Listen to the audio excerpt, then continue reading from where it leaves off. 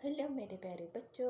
I am Shreya, and today I have taken the short topic equilibrium. So, equilibrium is a state of body where आप अगर motion में होगा एक body तो आप उसे रेस्ट में नहीं ला सकते. अगर रेस्ट में होगा तो आप उसे मोशन में नहीं ला सकते. Means the body will continue tends to continue its state of rest और इट्स स्टेट ऑफ मोशन. वो जो भी कर रहा है वो उसे कंटिन्यू करेगा. ठीक है. So this is how we get two types of equilibrium. आपको मैंने कहा एक मोशन करेगा तो दूसरा क्या होगा, रेस्ट में होगा. तो these are the two types of equilibrium. One is static equilibrium and the other one is dynamic equilibrium. Now आप लोगों को इसका मैं एक एग्जांपल देती हूँ that what is static and what is dynamic.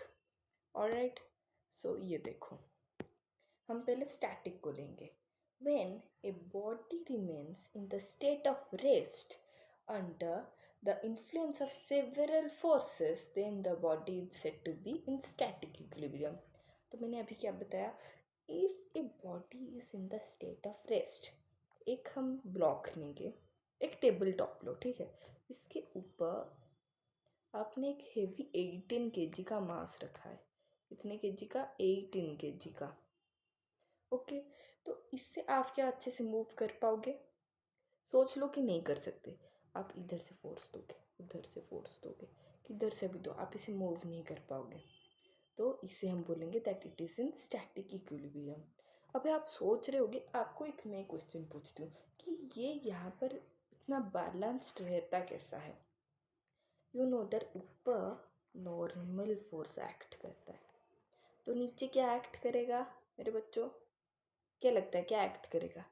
मेरे बच्चों को तो पता है नीचे क्या एक्ट करता है, ग्रेविटी होता है. और ये अगर मास m है तो ये g होगा. तो नॉर्मल फोर्स को कौन बैलेंस करता है? The weight mg. अभी ये समझ में आ गया ये वाला थ्योरी भी. Okay, now we will go to dynamic equilibrium. तो क्या सोचे हो, डायनामिक इक्विलिब्रियम है क्या? If a body continues to move in the uniform motion when two or more forces acting on it, then it is called a dynamic equilibrium. अगर हम एक body को 1000 फोर्सेस देंगे, एक बॉडी है, लेट इट बी कि एक rain drop है, एक रेन ड्रॉप, यहाँ पर बहुत सारे बादल हैं. अभी जो नीचे आ रहा है जो रेन ड्रॉप, इसके ऊपर तो मल्टीपल फोर्सेस एक्ट कर रहे हैं. And how is it falling? It is falling vertically downward. How is it falling? Vertically downward.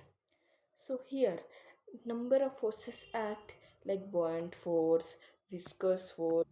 देखो ये दोनों फोर्सेस एक्ट कर रहे हैं, फिर भी ये अच्छे से नीचे आ रहा है या फिर नहीं? यहाँ पर इसे बैलेंस कौन कर रहा है? The weight of the drop. अगर ये mg है तो ये बैलेंस हो रहा है कैसे? ऊपर के forces, buoyant force plus the viscous force. Okay मेरे बच्चों, तो this is how we know कि एक डायनामिक इक्विलिब्रियम और स्टैटिक इक्विलिब्रियम वर्क करता है.